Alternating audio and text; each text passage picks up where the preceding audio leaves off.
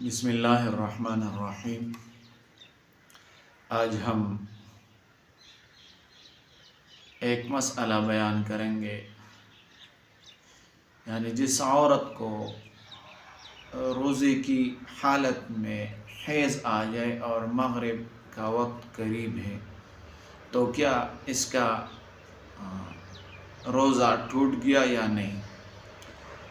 اس سے پہلے آپ ہمارا یوٹیوب چینل سبسکرائب کریں تاکہ یہ مسئلہ زیادہ لوگوں تک پہنچ جائے،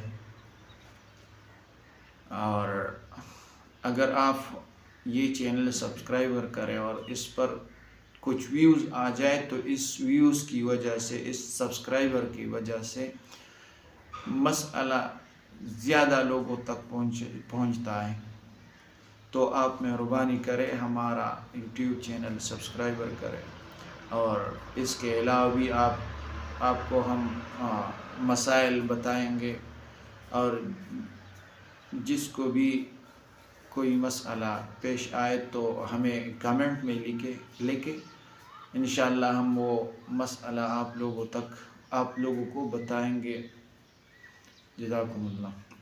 مسئلہ یہ ہے، اگر روزے کی حالت میں ایک عورت کو حیض آ جائے اور وقت قریب ہے تو کیا کریں؟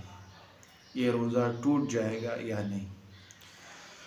جواب: روزے کی حالت میں اگر مغرب سے پہلے کسی بھی وقت عورت کو حیض آ جائے تو اس کی وجہ سے روزہ فاسد ہو جائے گا، اور پاک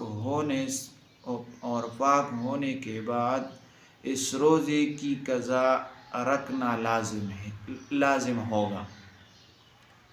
جو عورت حیض و نفاس کی حالت میں ہو اسے کھانا پینا چاہیے، یعنی روزہ داروں کی مشابہت کی وجہ سے تنہائی میں بھی بھوکی پیاسی نہ رہے۔